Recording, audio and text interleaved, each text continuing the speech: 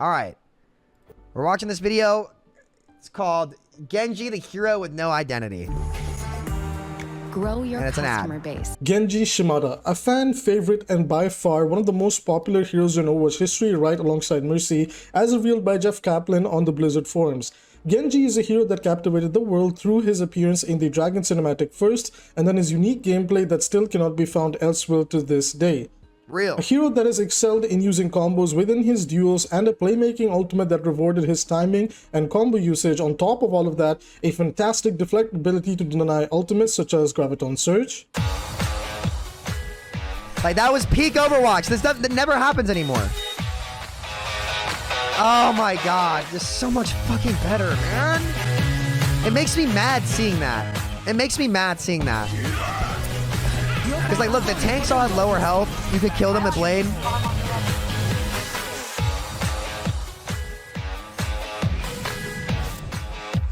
Like, there was just so much more cool stuff you could do.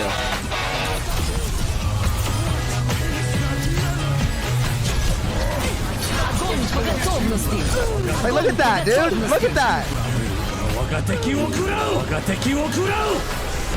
Those, you don't get those moments in this game.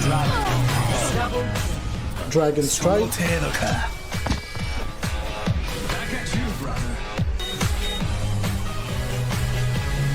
God, I miss Overwatch more.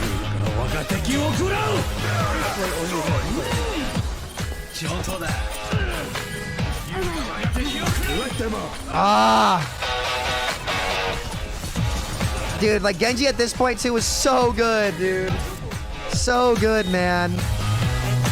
And even ultimates like Maze Blizzard. Dude!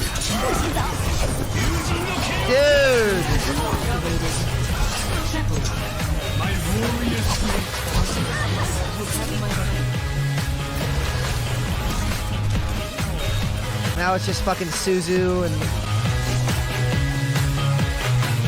Oh, man. Sag. Wait, guys. Wait. Were we just watching things die in 6v6? I thought that tank synergies were so oppressive that nothing ever died. That's so weird. What wasn't there to love about this hero? He could do it all as long as the player playing him knew what he was doing. However, whilst Genji in the lore can be considered one of the strongest heroes available within the Overwatch roster, the same cannot be said about his gameplay state in Overwatch 2 as of Season 10, the Mirror Watch season.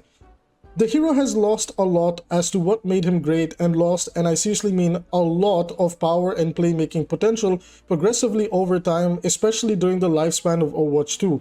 I'll be doing my best to give a summarized versions of Genji's impact in the game throughout the different metas in Overwatch 1 and Overwatch 2, and then speak specifically about the changes he has received throughout Overwatch 2's lifespan that stripped a lot of power from his kit. For a more in-depth look as to what has happened to Genji, I highly recommend that you do check out Karku's video on Genji. He does a much better job digging onto the Overwatch 1 lifespan, as I will try to, go through the Overwatch 1 lifespan quick and then talk about it more from the Overwatch 2 perspective. Before I do go on with the video, everyone, I do want to say this to new viewers and returning viewers alike. English isn't my first language. I have shared where I'm from. I'm not going to be doing that over here. I do my best to speak, so if you hear any form of grammatical errors or things like that, please understand that when it comes to the English language, it is a work in progress and I'm not perfect. So with that being said, let's dive in. So, before diving into the front lines of Genji's playstyle in Overwatch 2, I want to give a quick summary of the hero in Overwatch 1. Genji was never the meta-defining hero in the game and would often complement different meta heroes or compositions. For example, during there was only one time Genji was meta-defining, and that was literally in Season 1. We had an 8-second blade, ledge dash, triple jump. That was the only time Genji was ever the meta-defining hero. Season 2 of Overwatch 1, Genji's strength came from Ana's ability to enable him through the overpowered nano boost that not only gave you an attack damage increase, but also a speed increase. Because of this, both Genji and Reaper were very powerful, and when Ana's speed boost on the nano had been removed, both of them had been replaced by Soldier in the ongoing meta. Specifically going into Season 3, where the infamous triple tank composition came to be, where Soldier still saw prominent playtime, Genji had started to kind of get fiddled out of there. Over time, Genji saw playtime here and there by specialists and was mostly considered a pick that only the true specialists of the hero could make work. Master the art of the blade and surely it would reward you. His flaws were that not many people ever talked about is that this is a hero that does need to land 3 different projectiles. Again, I don't think I said that in the best way. Genji is a hero that relies on 3 different projectiles hitting the target properly in order to maximize his value, whether you're hitting the head or the body. Yeah. This isn't going to be happening majority of the time, and that means Genji's overall DPS potential is more inconsistent than playing characters like Tracer, Sombra, Echo, all who can do Genji's job much better than him, and we're always in a much better state than him as well. Fast forwarding into the GOATS era, I don't think I need to explain that Genji didn't see much light of day. And then moving over to the double shield era, Genji struggled to perform here too until that one holy patch. Brig enabled It was incredibly obvious that the developers overbuffed him to shift up the meta somewhat, and this was the patch where he had received his strongest buffs ever. Loved this. I want everybody to please note that prior to these buffs, Genji has had 20... People loved this patch. Was lit, by the way. Like, being able to play Genji into this comp was insane.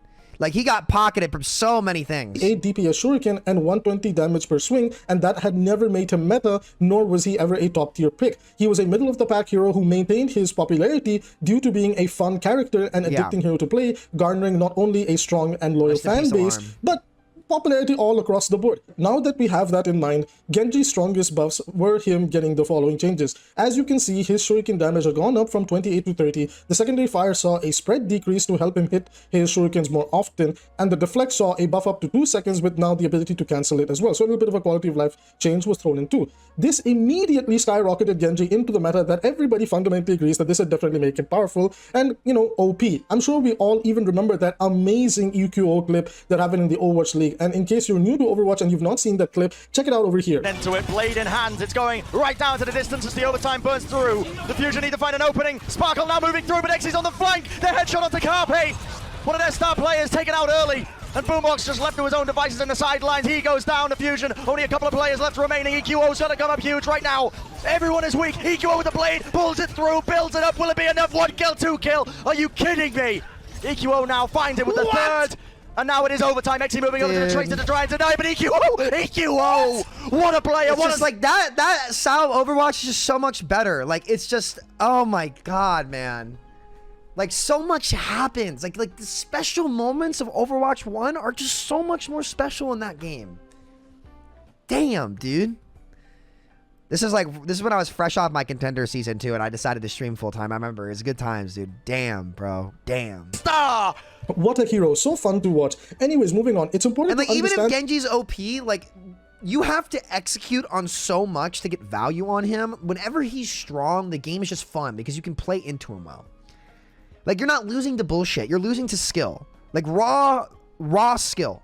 That this version of him was clearly overtuned, and Blizzard was quick with their nerf hammer and slammed his cybernetic ass down into the concrete floor, kicked him in the shin, and then gave him the following nerf. As you can see, his damage has been reduced to 28, the original value he has always had, and the recovery fire had been increased as well, slowing him down somewhat.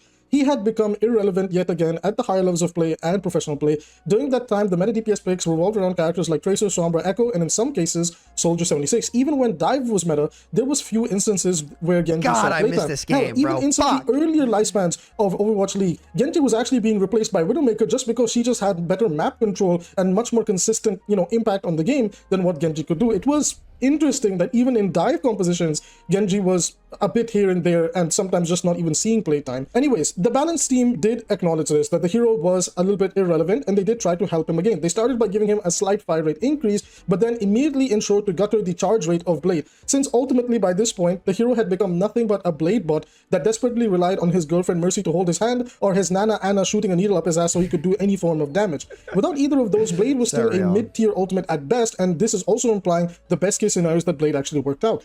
Ultimately, the balance team did share that they did want to move Genji away from the Nano Blade reliance and allow him to have more impact during the mid-fight, which allowed him to receive the following buffs. His shuriken damage had gone up from 28 to 29. The blade was now doing 110 damage per swing and not 120. This was even lower than the direct shots from a Fire rocket or a Junkrat grenade directed. It was crazy, but you know what? It was fair because Blizzard's new philosophy was to compensate one part of the kit if another part was nerfed. Again, the philosophy here was that they wanted to move away from the one-shot breakpoints that Nanoblade could do, while also allowing Genji to have power in his, neutral gameplay, in that gameplay loop where he's dueling other people close range.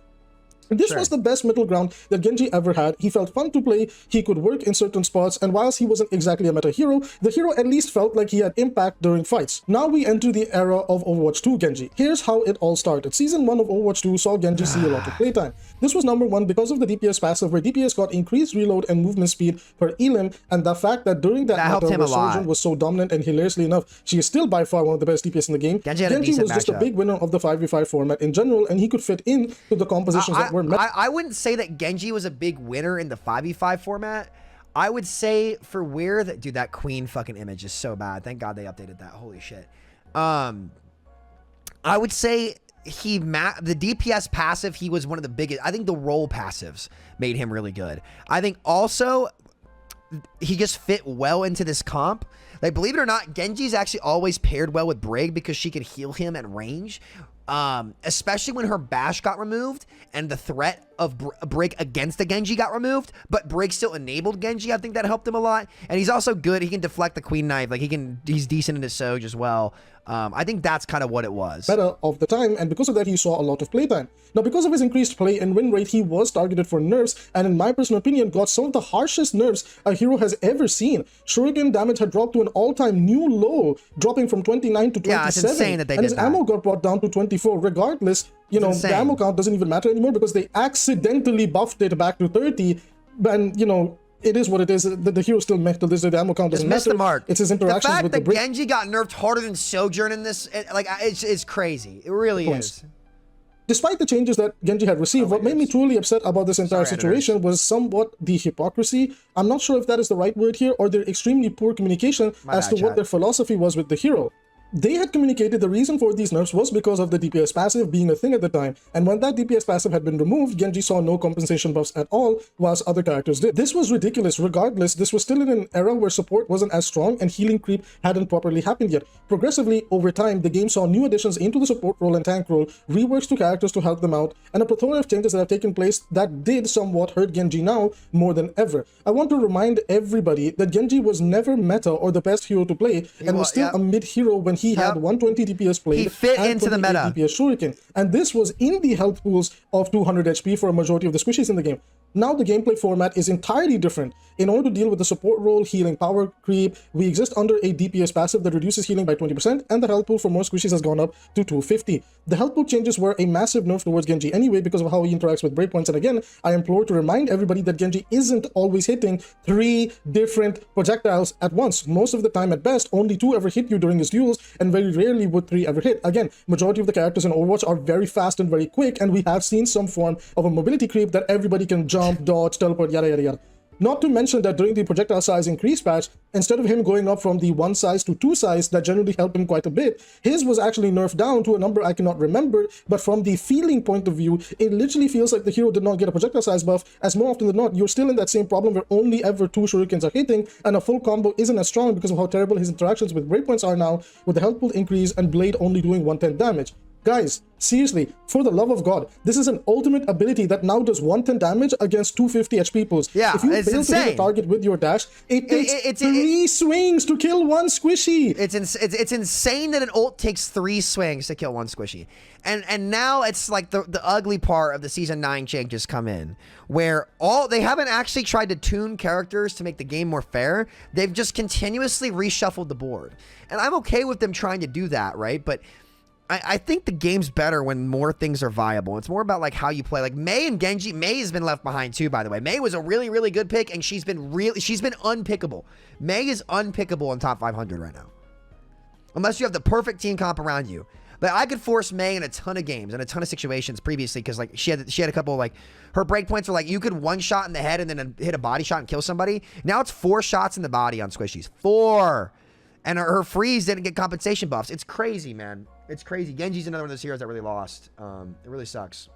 What? That's right. In order to compensate Genji for some of the changes, the balance team had talked about that they wanted to do something for Genji's Dragon Blade, and they tried to help Dragon Blade from the POV of increasing the swing speed. Now, this is slightly debatable, But I think we all, especially the Genji players, fundamentally agree that this did not help Genji at all. If anything, this was an indirect nerf to the hero. Firstly, not only did it mess with the muscle memory for combos, missing any part of that combo also pretty much meant that the target was almost guaranteed to survive the blade because of, again, mobility or the slightest bit of healing, and then that would mess up the next breakpoint of the way blade interacted, and there's so much burst healing in this game. I am sure that if anybody here has over 10 hours on Genji will understand that feeling of, damn, if I mess up the slightest, I won't even get even the most minimum of value from my hero. It can be really frustrating to play this hero. It is genuinely really sad. It's just not I feel worth like the one effort. thing that isn't discussed enough either is also the fact that after the first 2 slashes that Genji takes with the new speed, there's this awkward downtime where he tries to put his blade back into its original position, and this window over here is more than enough time for a target to either escape through mobility, or the fact that any support can basically smooch a target with their healing and render the next blade swing potentially useless, because said target would usually survive because of the breakpoint interactions, and Dragon Blades' number of 110 is just so weak in the way it's interacting with the game as of right now. Genji, the hero will most likely lose the duel when he's committing with blade because he has to be in front of the enemy to do any form of damage. He genuinely has to be up in your face, which means that the hero is fully exposed to also getting hit by cooldowns and general shots, and the projectiles are much bigger now, so it's clearly much easier to do. Not to mention how many immortality buttons are there in the game, damage reduction buttons, yada yada yada, list goes on, and this is genuinely really tiring. Look, my point is, this is my favorite hero, and I've talked a lot about other heroes as well under a fair light of wanting to either buff or nerf them to a reasonable degree. However, when it comes to Genji, I do feel like this is the worst state he's ever been in, and the fact that no other big Genji content creator tries to push forth an idea of a buff patch that is reasonable, or even try to get a... Well, it's because they know better. Like, they know the devs won't care or listen. Like it's a meme. Like it's just a massive fucking meme, because literally all people do is, like, if something's OP, they'll just be like, oh, nerf Genji. I don't know what the hate for Genji comes from Blizzard, but you have to think it's hate, because I don't know what kind of, maybe they think people in casual play quit the game when Genji's good, so they refuse to make him viable. I don't know. I don't know. I don't know. I don't know. Response from the balance team is saddening. I'm seeing SKST get responses for the Mercy community, RG's pushing something for the Hanzo community. It would be nice if there was somebody trying to represent the Genji side of things. At least I'm hoping that maybe this video somehow reaches Blizzard and I can do my best to push my ideas forward. Before I share what I would do to help Genji's current state, and before I end this video, I want to share the reason that Genji got the nerfs that he did to his damage and his blade. Was mostly for blade. Blizzard said that they had wanted to tone down the one-shots in their game, which is also exactly why Sojourn and Hall got to keep theirs. But Genji, well, okay, yeah, you know, clearly no bias there. Anyways, jokes aside, if we gotta stop one-shots in the game. We gotta stop one-shots in the game, but Widowmaker's not gonna get touched. We're not gonna touch Widow, or, you know, any of this other stuff, but only the projectile characters. On the weaker side, which I am okay with, my suggestion is please push his damage back to 28. I know for a fact that asking for 29 DPS Shuriken is just never gonna happen, and a slight reduction on his ultimate cost would help the hero feel much better overall, especially since Blade is weaker. Do you know how I know Blade is weaker? Dragon Blade stats on overbuff have dropped ever since the swing speed came out. Yeah, so that buff, like I said, was a nerf, because he's actually killing less people with a quote-unquote faster blade. Well, that's not... I wonder why. Anyways, that's not because of that change, though. That's just because health change. Like, they didn't accommodate Genji's blade's power with the health changes adequately. That's what you need to say. It wasn't a nerf. It's just like, it is a buff. It just didn't, it's just not, it's a net nerf to the character because of how, indirectly, because of how every other health pool got changed in the game. Despite Overbuff's reliability being questionable, the blade item stats have gone down in the past few seasons. Regardless, the defense the balance team has had is that they cite that Genji is still popular and sees a lot of playtime. And look, I've said this in previous videos and I will say it again. A hero being popular doesn't mean that the hero is in a good spot. Yes, at times there is data that can reflect this. Roadhog being so dominant to a point where he had a 60% win rate in GM in the past season. Good job, Blizzard, thumbs up. But in Genji's case, this is a hero that you have to play and experience to really get a good feel, and data is just never going to properly reflect that, in my opinion. This also applies to another popular character, Mercy. Despite Mercy being such a popular hero, everybody's been rating her as a D or F tier pick in the current game format. But for the two lovebirds of Genji and Mercy, they are both heroes that just have strong, loyal fan bases that would play them no matter what.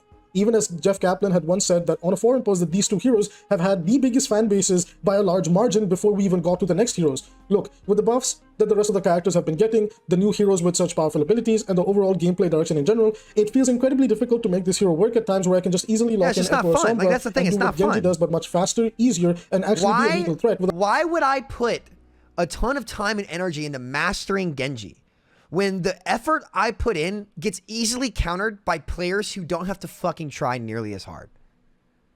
When they can just swap Moira, swap Lifeweaver, swap Hog, and now they're just on characters that I, by default, lose my duel to. And when health pools got increased, it's even harder for me to overcome the bad matchups. And that's the big thing about Season 9 that people aren't talking about yet, that they haven't realized. Okay, listen to this. If you increase projectile sizes, you're going to hit more shots. But you're not going to hit that shot every time. Especially on a hero like Genji, where it's like you have to hit all three and his spread and stuff. There's a lot more that goes into it. But generally speaking, even outside of Genji's case, right? Think about this for a second. You're not going to hit 100% of your shots with larger health pools. But the targets that got the higher health pools are going to benefit from having that extra HP 100% of the time. Does that make sense? Like, so it didn't actually like solve any, like those matchups that were bad are a little bit worse now because they're guaranteed to have more health, which gives them more time to like get the advantage from that matchup. For example, Genji versus Moira. Especially when they buffed Moira's like lifesteal when this patch came out, right? Moira has 50 extra HP, and Genji still has to hit that one extra shuriken. But because his spread is what it is, and that matchup is still bad for him, that Moira benefited more from that health change than Genji did. Because that also gives him more time, or gives her more time, to get away from him with those CDs, because he didn't get a damage increase. So it made a lot of these matchups that were already lopsided more lopsided. Because again, you're always going to get that health increase. You always benefit from having more health. Always. But you don't always benefit from having bigger projectile sizes, because you can still miss. So, food for thought. Without having to center my entire playstyle around, God, I really hope my supports pocket me here. Look, I just want the hero to be playable without feeling like a heavyweight for my teammates, whether it's from the POV that I want them to resource dump into me, or the fact that because I don't have resources invested into me, I'm now a throw pick. This is still, at the end of the day, a high skill, high reward hero that promotes honest gameplay that doesn't do anything absurd or out of bounds for a hero shooter standards. This is also, from at least the male character's perspective, Overwatch's golden boy. Okay, for the female side of things, you can argue about Kiriko and Mercy, and maybe the both of them are at the same level. But from the guy's side of things, Genji is by far the most popular hero. Till this day, the Dragon cinematic and his Hanamura Showdown cinematic have the most views. And even in the comment sections, you can see for the Overwatch 2, you know, the Overwatch 2 hype cinematic that they did was Genji was the biggest talking point over there too. So this is a hero that clearly has a lot of love. Genji is the best of Overwatch. Like, characters like Genji are, and how you can express yourself, like, it's a different type of shooter game that offers something super unique and fun with an insanely high skill ceiling. That characters like this and gameplay loops like Genji are why people would log on to Overwatch every day, because you can't get it anywhere else. So why the fuck do you make a hero like Genji be dog shit for this many years for heroes like Moira to hard counter him? You've just lost the ball. You just lost what makes the game special. And it really is insane that he's just continuously gotten shit on the way that he has. It sucks. Hanzo's not far behind him, but because Hanzo has good stats, he can spam storm arrows down mid. That makes him fun, right? That's a fun gameplay loop. No, it's not. It's just, it sucks. From that POV, from the skins, from the overall lore, he's been getting some love here and there, although he could use a little bit more. But from the balance team perspective as well, I would really like it if they did give him 28 DPS shuriken to start, and he reduced ultimate charge rate by 10% to see how the hero feels, and then go from there. Look, I really, really hope the hero gets love, because I love this hero, and he's by far my favorite character in all of video games. He's so fun by to play. no means the worst hero in the game, but he's still one of the heroes that's slowly being lost in the sands of time. Look at that blade. How, like guys, what's the excuse for Moira, who has a self-heal orb, auto-aim, and a fade on a 6-second cooldown? 2 seconds lower than Dash, by the way. What's the excuse for her living 2 slashes from his ultimate? Look at this bullshit. Hero, and he's by far my favorite character in all of video games. He's by no means the worst hero in the game, but he's still one of the heroes that's slowly being lost in the sands of time. Why should she live a double slash? Like, it's insane. And if we're not quick to help him out, he might just end up like Symmetra, where the hero just feels utterly useless and garbage. Never. It just feels like the balance team is not concerned about him or his gameplay experience, but most importantly, his hero identity. Genji Shimada is a hero that was either meant to be a duelist or a hero that relied on his ultimate to play make, and that's how they balanced him. Today, he is a hero that lacks the damage to duel effectively, where other heroes like Tracer, Sojourn, Echo, Sombra, the list goes on, do that much better than him, especially with a character like Venture. Even they do better than him. Today, he's a hero that lacks the power in his ultimate to effectively play make and have an impact on a match unless you literally play against the worst players this game has to offer, where people play with their minds, monitors, and just their keyboards turned off. Anyways, with that being said, thank you so much for reaching this far into the video. If you would like to support the channel in a free way, all you have to do is hit like and subscribe. It helps with the algorithm, it helps me grow this channel. And if you guys like this type of videos, please let me know in the comments down below, and I might start to do more essay-like videos on talking about heroes and just their current gameplay state. I already do it. Wow, okay, I think that's it there. Okay, good video. I mean, pretty on the money. There's a reason why I barely ever play Genji anymore. It's just, he's not rewarding to play. It's like, why? It just sucks to see this, man. It really does. And, you know, it just sucks for the Genji players. Genji is Overwatch's best, man. Like, if you're dying to a Genji, you are being outplayed. I've never died to a Genji and been like, yo, that's complete bullshit. Outside of Nanoblade, which, if Nanoblade's too good, just make it so you can't damage boost Blade. But increase its build rate, and let his mid-fight be good so people can pick Genji more consistently, right? It's just, he'd be so much more fun like that. Blade is super high risk, high reward. Like, think about it like this. If High Noon can get, like, 75% damage reduction on it, or Soge can just shell out railgun shots, like, do we really feel like Blade is that much of a problem when you actually have to aggress and everybody just uses every CD on it and it just loses? Like, half the time when you Blade nowadays, the correct play is just to back off the fight. That's pathetic. It's pathetic. It sucks. So, like, Genji's just been mistreated. I don't think there's been a hero that's been mistreated by Blizzard more than Genji over the years. Really, I don't. He's been done so dirty. He's just been, like, I don't know. Genji is peak Overwatch. When Genji is good, the game will always be good. Always. There's not been a single meta where the Genji has been, like, pickable and, like, strong, and the game was unfun. Even the double shield meta that had Genji in it was fun. Even that one. With double shield Bat Brig. With Genji, it was still fun. Crazy how things were still dying in double shield, even in 6v6 with Genji being good and Bat Brig. That's insane. It feels like, that's so weird. Thought nothing ever died. I don't know. But great video. All jokes aside, great video. I think Genji, like, lost his big moments in 5v5, to be honest. Like, the big 6k blades were, like, the most satisfying fucking things ever. And you can't do it anymore because your blade on a tank does nothing. Because think about this. Your blade still does 110.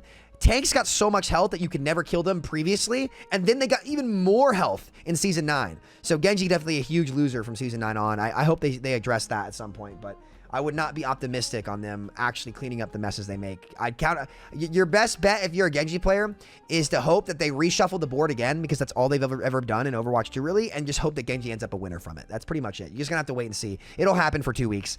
Anyway, great video. Pretty good. Okay.